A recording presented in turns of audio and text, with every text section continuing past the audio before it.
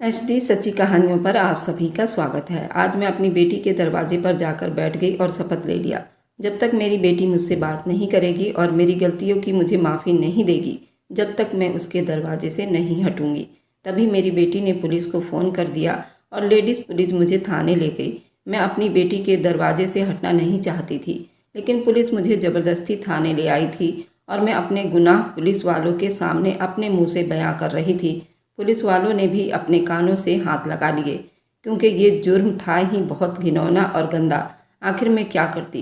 Police विस्तार से मुझसे पूछने लगी, आखिर तुमने ऐसा क्यों किया था? फिर मैं अपनी कहानी पुलिस वालों को सुनाने लगी, जो कि इस तरह से थी। मैं गरीब थी, इसलिए बेटी का रिश्ता भी मैंने गरीबों में कर दिया था। जब उसके यहाँ पहला बच्चा पैदा हुआ तो मैंने एक अमीर जोड़े को वे बच्चा बेच दिया और बेटी से कह दिया कि तेरा बच्चा पैदा हुआ था लेकिन मर गया। मैंने सोचा था उन पैसों से दामाद का कोई कारोबार करवा दूंगी, बच्चे तो और भी पैदा हो जाएंगे।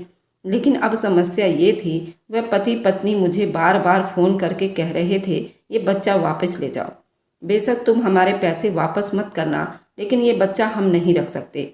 मैंने अपनी मालकिन का नंबर ब्लॉक कर दिया था, लेकिन एक दिन वह बच्चे को लेकर मेरे मालिक और मालकिन मेरे घर पहुंच गए और मेरी बेटी के सामने ही। रात के करीब 8:30 का टाइम था और मैं कमरे के बाहर चक्कर लगा रही थी। पिछले आधे घंटे से आसमान पर बादल चमक रहे थे और तेज मूसलाधार बारिश हो रही थी। बिजली चमकने की आवाज़ के साथ साथ मेरे रगों में खून की गर्दिश भी पहले से ज़्यादा तेज हो गई थी। कभी अपनी मुट्ठी मसलती, कभी उंगलियां चटकाती, भगवान से प्रार्थना कर रही थी, ये बच्चा दुनिया में आते आते ही मर जाएगा या फिर लड़का बनकर ही इस दुनिया में आए। हे भगवान, ऐसी खुशखबरी के अलावा मुझे और कोई खबर मत सुनाना। मैं यही बात बड़बड़ाती हुई दरवाजे के बाहर चक्कर लगा रही थी, जब कमरे से मुझे बच्चे की रोने की आवाज़ आई। बच्चे की रोने की आवाज़ सुनी थी कि मैं तेज तेज कदम उठाती दरवाजे के पास चली गई थी। अपने चेहरे पर आया पसीना पोंछने लगी थी। बच्चा रो रहा था। मुझे बच्चे की रोने की आवाज़ सुनकर खुश होना चाहिए था, क्योंकि आखिरकार को मैं नानी बन गई थी। लेकिन मेरे चेहरे पर खुशी का कोई असर दिखाई नहीं दे रहा था, बल्कि बच्चे की रोने की आवाज़ सुनकर मैं गुस्से से बड़बड़ा रही थी। दरवाज़ा खोल चुकी थी। दाई बच्चे को हाथ में उठाकर देख रही थी, जबकि मैं गुस्से से आकर उसके हाथ से वो बच्चा छीन लिया। कहने लगी, अरे बच्चा पैदा हो गया तो चुपचाप कपड़े में लपेट कर मेरे हाथ में दे देना, क्यों उसको थपकियां मार मार कर रुला रही है? मैं उस बच्चे को अपने हाथ में उठा चुकी थी। वह बच्चा रो रहा था, लेकिन उसको वो कपड़े में लपेटे जा रही थी, लेकिन मैं उससे कपड़े भी छीन चुकी थी। कहने लगी, एक काम तो तू ठीक से कर नहीं सकती, जा जाकर मेरी बेटी को संभाल, और खबरदार जो अपनी जुबान से एक शब्द भी निकाला तो मैं उसे डांट कर उस बच्चे को कमरे से बाहर ले आई थी। वह बच्चा बार बार रो रहा था और मैं उसके रोने से घबरा रही थी, लेकिन मैं उसके मुंह पर अपना हाथ रख चुकी थी ताकि मेरी बेटी के कानों तक उसके रोने की आवाज़ ना पहुंच सके। मैं जो कुछ करने वाली थी, मेरी बेटी सपने में भी नहीं सोच सकती थी। मैं बच्चे के मुंह पर हाथ रखकर उसे सामने जानवरों के तबेले के पास ले जाने लगी। यहाँ पर मैंने कुछ जानवर बांध रखे थे। वहाँ पर ले जाने के बाद मैंने जल्दी से लालटेन जलाया और बच्चे के मुंह से हाथ हटाया। बच्चा नंगा था और मेरे हाथ में था। उसके मुंह से हाथ हटाना था कि मुंह खोलकर बड़ी मुश्किल से सांस लेने लगा। कमजोरी से उस बच्चे की रोने की हिम्मत भी नहीं हो रही थी, लेकिन मैंने उसे वहीं जमीन में कपड़ा बिछाकर नीचे लिटा दिया और उससे हिलाने डुलाने लगी। सोचने लगी, ये मर तो नहीं गया, अरे ये तो बैठे बिठाए नुकसान करवाएगा। एक तो इस बच्चे की वजह से मेरी बच्ची ने इतनी तकलीफ झेली थी, ऊपर से ये ऐसे मुंह फाड़ फाड़ कर रो रहा था जैसे कि सदियों से रोने को तरसा हो। वह गहरी सांस ले रहा था और मैं उसे उठाकर थपकी मार रही थी ताकि उसकी सांस बहाल हो सके। कुछ देर के बाद मुझे लगा कि बच्चे का जिस्म वापस अपनी हाल में आना शुरू हो गया है, तो मैंने उसे कपड़े में लपेटा और फिर मोबाइल पर एक नंबर मिलाने लगी। मेरा हाथ कांप रहा था। मैंने एक नज़र भरकर भी उस बच्चे को प्यार से नहीं देखा था, जो मेरा नवासा था और बार बार दरवाजे की तरफ देख रही थी। फिर उस बच्चे को वहीं घास में छोड़कर मैं बाहर चली आई। वह नाजुक जान, जिसे उस वक्त अपनी माँ के सीने पर होना चाहिए था, अपने गोद में लिटाकर उसका माथा चूमना चाहिए था, अभी वह सूखी हुई घास पर लेटा हुआ था। और मैं कमरे में आकर दाई से ये कह रही थी, मेरी बच्ची तो ठीक है ना, होश में तो है ना? कहने लगी कि तुम बिल्कुल फिक्र मत करो। उसने कुछ नहीं सुना। मैंने एक नज़र उठाकर देखा, मेरी बेटी अभी तक बेहोशी की हालत में थी। मैंने अपने पास मौजूद पटुआ से 15,000 रुपये निकाल कर उस दाई के हाथ में रख दिया और कहा कि चलो जो कुछ हुआ भूल जाओ। उसने पैसे लेकर अपने दुपट्टे के पल्लू में बांध लिया, लेकिन फिर कहने लगी, इस बच्चे का कत्ल तो नहीं करोगी ना? देख मासूम जान है, तेरा साथ सिर्फ इसलिए दिया है क्योंकि तू मेरी बचपन की सहेली है। देख आज तक बड़े बड़े काम किए हैं लेकिन कभी बच्चे के कत्ल में हाथ नहीं डाला। देख ये तो तेरी इकलौती बेटी का इकलौता बेटा है, तू क्यों उसे मारना चाहती है? लेकिन मैंने बस उसे घूर कर दाई को देखा था और कहने लगी, ये मेरा और मेरी बेटी का आपस की बात है, तुम्हें तुम्हारे पैसे मिल गए हैं ना, अब चलती बन। वह चुपचाप वहाँ से चली गई, लेकिन बार बार जिन नज़रों से मुझे देख रही थी उसका यही मकसद था कि बस मैं उस बच्चे को कुछ ना कर दूं। घबराते हुए अपना मोबाइल पर देखा और फिर एक नंबर मिलाना शुरू कर दिया, क्योंकि ये बच्चा रातों रात मैंने एक नज़र दुल्हन बनी हुई अपनी बच्ची की तरफ देखा। मेरी फूटी किस्मत, कितने अरमान सजाए थे मैंने अपनी इकलौती बेटी के लिए। सोच रखा था कि उसकी शादी करूंगी तो गोटा किनारी वाला दुपट्टा उसके सर पर उठाऊंगी, उसके लिए नया लहंगा बनाऊंगी जो आजकल दुल्हन अपनी शादियों में पहना करती हैं। कौन कहता है सिर्फ बेटे की शादियों में ही माँ के अरमान होते हैं? अरे जब एक इकलौती शहजादी जैसी बेटी हो ना, तो माँ को बेटों की शादी से भी बढ़कर बेटी की शादी के लिए अरमान सजाती है। मेरी भी यही ख्वाहिश थी कि मेरी बच्ची का दहेज सबसे ज़्यादा हो, इतना कमाऊं और अपनी बच्ची को इतना दहेज दूं कि सारी बस्ती वाले जल भून कर राख हो जाए। लेकिन शायद मेरी बेटी का नसीब भी मेरे ही जैसे था। जब इशिका मेरी गोद में आई थी तभी मैंने अपने पति से कह दिया था कि अब तुम अपना रोना धोना बंद करो, मुझे पैसे दिया करना। मैं अभी से अपनी बच्ची के लिए पैसे जोड़कर रखूंगी। जब भी ये मुझसे किसी चीज़ की फरमाइश करेगी तो मैं उन पैसों से उसके हर ख्वाहिश पूरी करूंगी। मैंने किया भी ऐसा ही था। जब तक मेरी बच्ची लड़कपन तक पहुंची मेरे पास एक अच्छी रकम हो चुकी थी। मैं अपनी बच्ची को बिल्कुल शहजादी जैसे तैयार करके रखती थी ताकि ये गरीब घर की ना लगे। एक तो हुस्न में भी अपनी मिसाल वह आप थी। मैं तो अभी से ही ये सपना देखने लगी थी, बस अपनी बच्ची की शादी में एक अमीर खानदान में करूंगी जहाँ पर मेरी बच्ची को किसी चीज़ की कोई कमी ना आए और ऐसो आराम में मेरी बच्ची अपनी ज़िंदगी बिताए। लेकिन कहाँ खबर थी, उसका नसीब तो अपने हाथों से उजाड़ बैठूंगी। जितने भी पैसे जोड़ रखे थे मेरा पति सब कुछ अपनी बीमारियों पर ही लगा बैठा था। वह रिक्शा चलाया करता था। एक दिन रिक्शा चलाते हुए एक कार एक्सीडेंट हुआ। कार वाले से बुरी तरह से टक्कर हुई। भगवान ने उसे टाइम तो अपनी शक्ति दिखा दी थी, क्योंकि मेरे पति की उस टाइम मृत्यु नहीं हुई थी, वह बच गया था। इस एक्सीडेंट में मेरे पति की टांगें चली गई थी, जिससे वह अपाहिज हो गया था। रिक्शा तो सारा चकनाचूर हो चुका था। कार वाला मेरे पति को कुचलता हुआ वहां से चला गया था। मेरा पति एक टांग से अपाहिज हो गया था। सारी जमा पूंजी मैंने अपने पति के इलाज पर लगा दिया था, यहाँ तक कि हम पर भुखमरी की नौबत भी आ चुकी थी। लेकिन मेरा पति ठीक होने का नाम ही नहीं ले रहा था। यूं ही अस्पताल के बिस्तर पर 2-3 महीने पड़ा रहा और हम पर तो टूट कर गरीबी आ गई थी। और एक दिन वह भी आया जब हम अकेला छोड़कर चला गया। मैं रो रो कर उसे यही कहती रह गई, हमने तो अपनी इश्का के लिए अभी बहुत कुछ करना था, तो अपनी इश्का की हर ख्वाहिश को उसके कहने से पहले पूरा कर दिया करता था। अब बताओ मैं अपनी बेटी इश्का की नज़र नखरे कैसे उठाऊंगी? ना जो मैं पली मेरी बच्ची इश्का को लेकर कहाँ जाऊं, किसके दरवाजे पर जाकर बैठूं?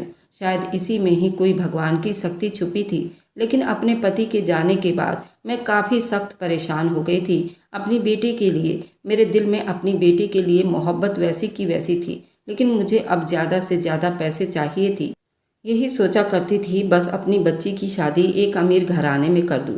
मेरे संबंध जिस खानदान से था वहाँ पर सारे गरीब मेहनत मजदूरी करने वाले लोग थे। मेरी बच्ची के लिए कहाँ से अच्छे रिश्ते आएंगे? लेकिन मैंने उनमें से किसी को मुंह तक नहीं लगाया था। मैं अपनी बेटी को किसी भी रिश्तेदार के बच्चों से नहीं मिलने देती थी।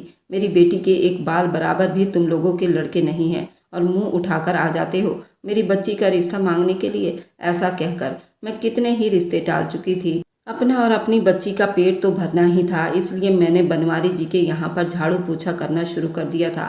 सारा का सारा दिन झाड़ू पोछा करते हुए मेरा वहाँ पर टाइम बीत जाता था। बनवारी और बनवारी की पत्नी भी बहुत अच्छी थी। बनवारी का मिजाज थोड़ा सा सख्त था। एक दिन जब मैं बनवारी के घर पर काम करने के लिए गई, बनवारी ने सख्ती से कहा, पूरे घर को चमका दो, आज मेरा बेटा विदेश से पढ़ाई करके आ रहा है, बड़ा डॉक्टर बन गया है मेरा बेटा। ये सुनकर तो मेरी आंखों में सपने सज चुके थे। काश मेरी बेटी बनवारी के घर की बहू बन जाती। इतना सोचना था कि मैंने जल्दी से सारे काम काज खत्म किया। आज शाम को बनवारी के घर में बड़ी पार्टी होने वाली थी। इसलिए मैं बहाने से घर आई। मेरी बेटी इसका ने ग्रेजुएशन तक पढ़ाई की थी, बेहद हसीन थी। घर आकर मैंने अपने संदूक से अपनी बेटी के लिए सबसे खूबसूरत कपड़ा निकाला, जो मैंने कुछ महीने पहले ही पूरे 10,000 रुपये का लिया था। मैं अपनी बच्ची के कपड़े पर बहुत पैसा लगाया करती थी, ताकि जहाँ भी वो जाए सब उसे अमीर और बड़े घराने का समझकर अपने घर की बहू बना ले। यूँ जब मैं अपनी बेटी को जोड़ा पहनाया और कहा, आज दूसरे देश से बनवारी का बेटा आ रहा है, तो बस अच्छे से तैयार होकर आ जाना और बनवारी से मिलना। बनवारी की पत्नी बहुत अच्छी है, तुझे देखकर क्या पता वह तुझे अपनी बहू बनाने के लिए राजी हो जाए। मेरी बेटी ये सुनकर बिल्कुल गम में हो चुकी थी और सुन्न रह गई थी। कहने लगी, माँ तुम ऐसा क्यों करती हो? क्या पता मुझे वह खुशियाँ कोई अमीर ज़्यादा ना दे सके, जो हम जैसा ही एक आम आदमी दे दे। मैंने अपनी बेटी के चेहरे को देखा और फिर माथे पर बल डालकर कहने लगी, अरे मेरी बदकिस्मत बेटी, तू नहीं जानती, पैसा है तो सब कुछ है। पैसों से इंसान हर खुशी खरीद लेता है, समझ रही है ना? बस चल मेरे साथ। मैंने अपने बच्ची को बिल्कुल परियों जैसा तैयार करके अपने साथ लिया और बनवारी के हवेली पहुंच गई। मेरी बच्ची वहां पर सबसे ज़्यादा हसीन और खूबसूरत लग रही थी। बनवारी की नज़र भी बार बार मेरी बच्ची की तरफ उठ रहा था। यहाँ तक जब बनवारी का बेटा दूसरे देश से आया, सब उसके स्वागत करने के लिए गए, तो मेरी बेटी भी उनमें आगे आगे थी। बनवारी के बेटे के नज़रों में जब मेरी बेटी आई, तो वह भी उसके चेहरे से नज़र नहीं हटा पा रहा था। मेरी आंखों में खुशी के दिए जलने लगे थे। सोच लिया था कि बस इसका बहुत जल्दी तुम इस घर की बहू बनने वाले हो। बनवारी और मैं आपस में समधन बनने वाली हैं। मैं इसी तरह से ख्याली पुलाव में डूबी सोच रही थी जब बनवारी की पत्नी भी मेरे पास आ गई और बेटी पीछे कुर्सी पर बैठी थी। जब बनवारी की पत्नी ने कहा कि इसका तुम्हारी बच्ची तो बहुत खूबसूरत है, तुमने तो उसे बिल्कुल शहजादियों के जैसा पाल रखा है, मेरे दिल में ये ख्वाहिश जाग गई कि मैं उसे अपने घर की बहू बनाऊंगी। अरे अब बनवारी को कौन बताता, मैं तो चाहती यही थी, मगर अफसोस तो बहुत हुआ। जब घर आकर मैंने अपनी बच्ची को ये बात बताई तो वह फूट फूट कर रोने लगी। उसे रोता हुआ देखकर मैं कहने लगी, क्या हो गया, इस तरह क्यों रो रही हो? बता मेरी जान, तुझे क्या हुआ है? बनवारी का बेटा अच्छा नहीं लगा क्या तुझे? क्या तू पैसों में नहीं खेलना चाहती है? लेकिन वह रोने लगी और रो कर कहने लगी, माँ मैं किसी और को पसंद करती हूँ। उसके मुंह से ये शब्द सुनकर मुझ पर तो मानो आसमान टूट पड़ा था। मैं कहने लगी, इश्का ये क्या कह रही हो? किसे पसंद करती हो तुम? वह रोते हुए कहने लगी, माँ साथ वाली गली में पड़ोसन के बेटे लक्ष्मण को पसंद करती हूँ। इतना सुनना था, मैंने सीने पर हाथ रखकर वहीं जमीन पर गिर गई थी। गुस्से में कहने लगी, मेरे तो नसीब ही फूट गए थे। पड़ोसी का बेटा लक्ष्मण अच्छा लड़का था, खूबसूरत था, लेकिन ईंटों के भट्टी पर मजदूरी करने वाले बाप का बेटा था। खुद उसने 10वीं तक पढ़ाई की थी और अब शहर में एक दफ्तर में चौकीदारी की नौकरी कर रहा था। मैं तो किसी अफसर के साथ ब्याहना चाहती थी, लेकिन जब मेरी बच्ची रो रही थी, मुझे अपनी बच्ची की खुशियाँ ही सबसे ज़्यादा प्यारी लगी थी। उस पर ज़बरदस्ती का रिश्ता नहीं थोप सकती थी, इसलिए मैंने बनवारी के बेटे को मना कर दिया और अपनी बच्ची की शादी लक्ष्मण से करवा दी। लक्ष्मण की माँ भी बिस्तर पर पड़ी थी। शादी के कुछ दिन के बाद ही वो चल बसी थी। इस बात में कोई शक नहीं था कि मेरी बच्ची अपने घर में खुश थी। लक्ष्मण उसे बहुत खुश रखता था, लेकिन उसका घर कच्ची मिट्टी का बना हुआ था। एक दिन मैं अपनी बच्ची से मिलने गई, उसके घर गई तो वो बाहर धूप में लकड़ियाँ जलाकर खाना बना रही थी। तभी तेज हवा के झोंके से आग बुझ गई और आग के पास रखे हुए फूंकनी से वह चूल्हे को फूंक मारकर आग जलाने में लगी हुई थी, मगर धुआं इस तरह फैलने लगा, उसे खांसी आने लगी। आज तक मैंने अपनी बेटी को चूल्हा चौकी के पास भी नहीं जाने दिया था, लेकिन वह उस लक्ष्मण की मोहब्बत में ऐसी पागल हो चुकी थी, उसने ये सब कुछ स्वीकार कर लिया था। मैंने अपनी बच्ची को ऐसा करते देखा। लक्ष्मण को गालियां निकालने लगी। इसका अपनी बेटी को मैंने चूल्हे के पास से उठाया और एक तरफ ले जाकर उसको पानी पिलाने लगी और मैं रोकर कहने लगी, ए पागल लड़की, मैं तुझे ये सब कुछ करता हुआ नहीं देखना चाहती थी। मैं चाहती थी कि तू बड़ी अमीर घर की बहू बने, तेरे तन पर महंगे महंगे कपड़े हो, तेरे आगे पीछे नौकर चाकर हो और तू देश विदेश घूमती रहे। लेकिन तूने इस कंगले लक्ष्मण का हाथ पकड़ा, देख ले अब अपनी हालत। लेकिन मेरी बेटी तो जैसे किसी बात का असर नहीं हुआ था। कहने लगी, माँ क्यों नहीं समझती हो, लक्ष्मण में तो मेरी जान बसती है। अब तो मैं उसके बच्चे की माँ बनने वाली हूँ। आज मैं तुम्हारे पास ये खबर सुनाने आने वाली थी, लेकिन उससे पहले ही तुम मेरे घर आ गई। माँ तुम्हें तो खुश होना चाहिए था कि अब तुम नानी बन जाओगी। सच कहा, मेरी इसका बेटी ने, आखिर वो मेरी चांद सी बेटी, एक बच्चे को जन्म देने वाली थी। कल को जो मेरी उंगली पकड़कर चला करती थी, आज अपनी कोख में अपना बच्चा लिए हुए थी, लेकिन मुझे इस बात की जरा भी खुशी नहीं हुई थी। मैं हैरानी से अपनी बच्ची को देखने लगी और कहने लगी, इतनी भी क्या जल्दी थी? अरे तू अपनी उम्र देख, घर के हालात देख। लक्ष्मण से तेरी शादी इस शर्त पर करवाई थी कि वह अच्छा कमाएगा, तेरे हर सपने को पूरा करेगा, और तुम यहाँ पर बच्चा करने चली हो। मेरी ये बातें सुनकर मेरी बच्ची रोने लगी, क्योंकि मेरी ऐसी कड़वी बातें इशिका का दिल जला गया था कि उसकी माँ उसे बजाय आशीर्वाद देना चाहिए और मैं तो उल्टा उसे बातें सुना रही थी। मैंने अपना व्यवहार जल्दी से चेंज किया और उसके सामने शर्मिंदा होकर अपनी बच्ची को सीने से लगा लिया और कहने लगी, भगवान तेरे बच्चे की ज़िंदगी लंबी कर दे, बस खुश रहे। कुछ देर बच्ची के साथ बिताया और उसके लिए खाना बना दिया था और उसे अपने हाथों से खिलाया। कुछ देर के बाद लक्ष्मण भी आ चुका था, उसे भी समझाया, अब मेरी बेटी का ख्याल रखा करो। तुम तो काम करने बाहर चले जाते हो, लेकिन पीछे मेरी बच्ची घर में अकेले रहती है। कोई ऊंच नीच हो गई तो इसलिए मैं कहती हूँ, जब तक ये बच्चा दुनिया में नहीं आ जाता ये मेरे पास ही रहेगी। मुझे अपनी बच्ची की सेहत की बहुत ज़्यादा फिक्र हो रही थी। लक्ष्मण भी मान गया। यूँ अगले 9 महीने तक मेरी बच्ची और मेरा दामाद मेरे ही घर में रहने लगे और मैंने बनवारी और उनकी पत्नी का काम छोड़ दिया था, क्योंकि उन्होंने मेरी बेटी के लिए अपने बेटे का रिश्ता मांगा था और मेरी बेटी तो पहले ही लक्ष्मण से प्यार कर बैठी थी। मैं उनके घर क्या मुंह लेकर जाती? वे इतने बड़े लोग थे, उनको क्या जवाब देती? मैंने इसी वजह से बनवारी और उनके घर का काम छोड़ने का फैसला कर लिया और आज मैं किसी दूसरे बंगले में काम की तलाश में गई थी और वहाँ पर मुझे काम भी मिल गया था। वह बहुत अमीर औरत थी। एक दिन वह बैठी रो रही थी। उम्र उसकी 40 साल की पहुँच चुकी थी, लेकिन उसकी कोई औलाद नहीं हुई थी। मैंने जब आगे बढ़कर देखा तो उसने एक बच्चे की तस्वीर को सीने से लगा रखा था। कोई उसका बच्चा ही था जो शायद इस दुनिया में नहीं था। मैं कहने लगी, दीदी सब ठीक तो है ना? ये बच्चा आपका क्या लगता है? वे अपने आंखों से बहते हुए आंसू पोंछने लगी और मुझसे कहने लगी, परवीन ये मेरा बच्चा था, मेरा एक ही इकलौता बच्चा था। ये जब दुनिया में आने वाला था तो मेरी ज़िंदगी बेबहार लौट आई थी, लेकिन फिर एक टाइम वह भी आया जब सब कुछ बर्बाद हो गया। एक कार हादसे में ना सिर्फ मेरा बच्चा वक्त से पहले चला गया, बल्कि माँ बनने की ताकत भी खो चुकी थी, क्योंकि उस कार एक्सीडेंट में मेरी बच्चेदानी मेरे बच्चे के साथ ही निकालनी पड़ी थी और मैं उस दिन से बांझ बन गई। मुझे बहुत चाहत थी एक बच्चा अडॉप्ट कर लूँ। कोई ऐसी औरत हो जो कि गरीब हो, अपने बच्चे को ना पाल सकती हो, अपना बच्चा मुझे दे दे, बदले में उसे लाखों रुपए दूंगी। अगर तुम्हारी नज़र में ऐसी कोई औरत हुई तो मुझे बताना। मालकिन मुझे ये सब कुछ कह रही थी और बहुत ज़्यादा रो रही थी। अपनी बच्ची के होने वाले बच्चे के बारे में सोचने लगी। अगर मैं अपनी ही बेटी का बच्चा उस औरत को दे देती तो मैंने अपनी सोच जब मालकिन के सामने रखी तो वह जितनी हैरान हुई उतना ही कम था। आंखों से आंसू साफ करके कहने लगी, तुम अपना नवासा मुझे देने के लिए तैयार हो? मैंने कहा, हाँ तैयार हूँ। बच्चा तो फिर भगवान दे देगा। वैसे भी मेरी बच्ची, उसका पति बहुत गरीब है। बस आप जो पैसे देंगी उनमें से मैं अपने दामाद का कोई काम शुरू करवा दूंगी। मेरी बात सुनकर मालकिन भी मान गई और फिर मैंने ये सोच लिया, बस 9 महीने बाद अपनी ही नवासे को लाकर मैं मालकिन को दे दूंगी। मैंने अपनी बेटी की खूब सेवा की। मालकिन ने ये शर्त रखी थी, बच्चा मुझे देना और उसके बाद तुम मेरे घर के काम छोड़ देना। मैं ये नहीं चाहती मेरे घर में काम करो और फिर मेरी ही औलाद पर नज़र रखो। मैंने ये शर्त भी मान ली थी। वह मेरी बेटी के लिए फल फ्रूट बहुत सारे सामान भिजवाती थी। वक्त यूं ही तेजी से बीतने लगा। 9 महीने के बाद जब एक रात मेरी बेटी को बच्चा जन्मने का दर्द शुरू हुआ तो मैंने सबसे पहले अपने दामाद को अपने गांव से दूर शहर में बहाने से भेज चुकी थी, जिसमें 1 हफ्ता आराम से लग जाता। और फिर जैसे ही बच्चा दुनिया में आया मैं अपनी मालकिन को कॉल कर दिया। अपने नवासे को कपड़े में लपेटकर गली के नुक्कड़ तक आ चुकी थी। वहाँ पर मालकिन और मालिक दोनों मौजूद थे। मैंने वह बच्चा उनके हवाले किया और बदले में पैसों से भरा हुआ थैला लेकर घर चली आई। मेरी बच्ची दर्द से करा रही थी, कहने लगी, माँ मेरा बच्चा कहाँ है, ठीक तो है ना? लेकिन मैंने फूट फूट कर रोना शुरू कर दिया था। कहने लगी, मेरी बेटी तेरी किस्मत में तेरा बच्चा नहीं था।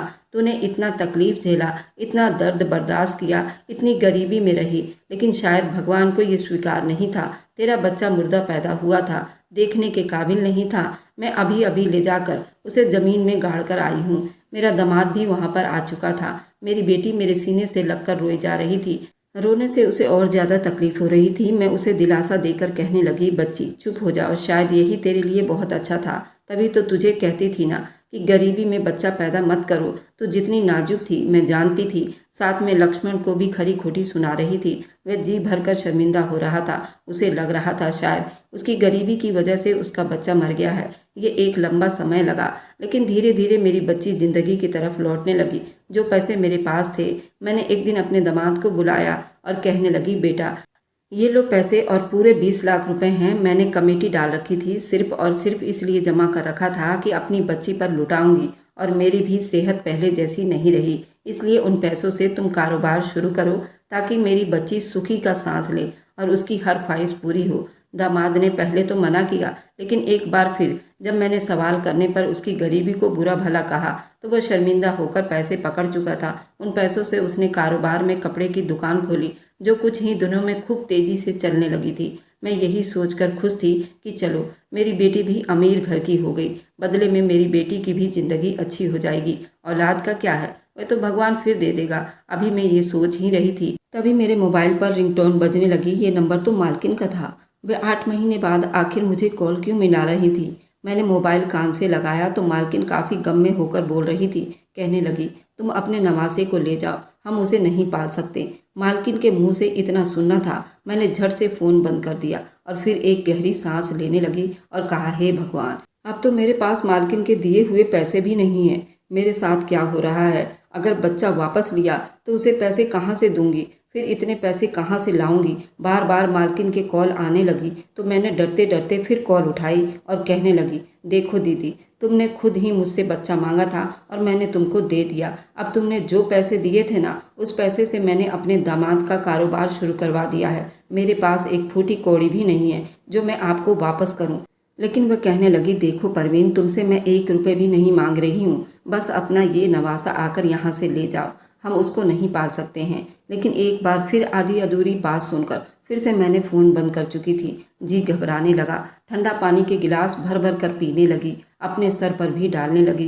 पूरी भीग चुकी थी। अगर ये बच्चा वापस आ जाता तो मेरी चोरी पकड़ी जा सकती थी। मैंने सोच लिया, मालकिन का नंबर ही ब्लॉक कर देती हूँ, ऐसे ही मैं अपनी जान छुड़ा सकूंगी। मैंने उस शाम मालकिन का नंबर ब्लॉक कर दिया था और मोबाइल भी ऑफ करके रख दिया। बस मुझे अपनी बच्ची की खुशियाँ प्यारी थी। मेरा अगर राज खुल जाता तो मैं अपनी बच्ची की नज़रों में बिल्कुल गिर जाती और मेरा क्या इज्जत रह जाती। सोच सोचकर मैं बहुत परेशान हो रही थी। 2 दिन तक सुकून से नहीं सो पाई थी। तीसरे दिन शाम को मैंने अपनी बेटी और दामाद के लिए दावत रखी थी। उन्होंने अपना नया घर बनवाया था। इसी खुशी में उस दिन मेरे घर पर बड़ी भीड़ भाड़ और दावत थी। आज अगर मेरा राज खुल जाता तो पूरे खानदान की नज़रों में गिर जाती।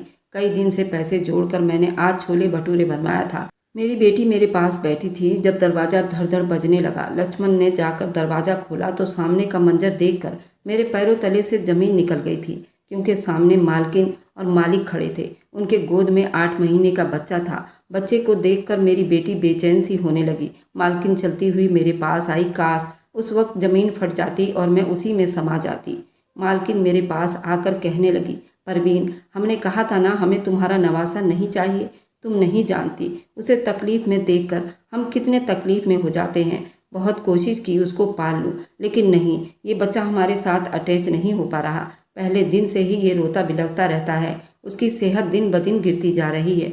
हमारे पास रहकर महंगे से महंगा इलाज करवाने के बावजूद भी उसकी सेहत दिन ब दिन संभल नहीं रही। डॉक्टर का कहना है, इस बच्चे को उसकी माँ को लौटा दो। ये बच्चा अपनी माँ का दूध पीकर ही सेहत हो सकता है और कई बीमारियों से बच सकता है। वह सब कुछ खोल कर बता चुकी थी, जबकि मेरी बेटी और दामाद कभी मेरा चेहरा देखती तो कभी मालकिन का। इश्का कहने लगी कि माँ, ये औरत क्या कह रही है, ये बच्चा किसका है। मैंने सर झुका लिया, क्योंकि मालकिन मेरा सारा राज अब उगल चुकी थी। मेरी बच्ची तेजी से अपने बेटे को अपनी गोद में उठा चुकी थी। वह बच्चा जोर जोर से रो रहा था। मेरी बेटी के सीने से लगते ही वह बिल्कुल चुप हो गया। शायद उसे अपनी माँ की खुशबू महसूस हो चुकी थी। मेरी बेटी फूट फूट कर रो रही थी। मेरा दामाद भी अपने बच्चे को चूम रहा था और रो रहा था, जबकि मालकिन और मालिक वापस जा चुके थे। काश मैं उस वक्त मर जाती, लेकिन अपनी बच्ची की ये नफरत ना बर्दाश्त करती। अब तो मेरी बच्ची मुझसे सवाल कर रही थी, आपने मेरे साथ ऐसा क्यों किया माँ? मेरे बच्चे को क्यों मुझसे दूर रखा? क्यों मेरा बच्चा मुझसे छीना? आप माँ नहीं, डाइन हैं। आप अपनी बेटी की खुशियों की कातिल हैं। आप बस अच्छा बनने का ड्रामा करती हैं। मेरी बच्ची मुझ पर इल्ज़ाम लगा रही थी। मैं रोते हुए बस यही कह रही थी, मुझे बस तुम्हारी खुशी ज़रूरी थी, मुझे बस तुम्हारी खुशी चाहिए थी। तुम्हारे खातिर ही मैंने तुम्हारी औलाद बेच दी ताकि मिलने वाले पैसों से कारोबार शुरू किया जा सके। लेकिन मेरी बेटी रोई जा रही थी, कह रही थी, माँ तुम मेरी माँ नहीं दुश्मन हो, मेरा तुमसे कोई संबंध नहीं। मेरी बेटी रोती हुई अपने बेटे को सीने से लगाए पति के साथ मेरे घर से निकल गई।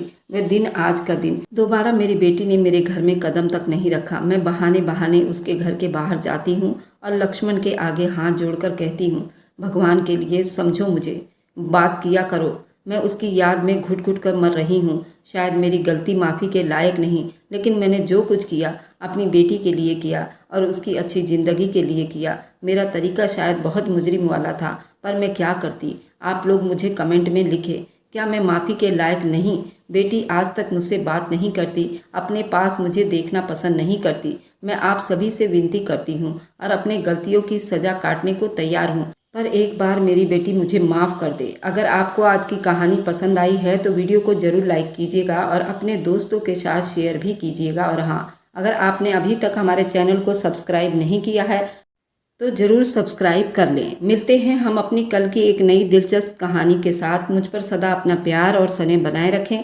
सभी को मेरा प्यार भरा नमस्कार दोस्तों।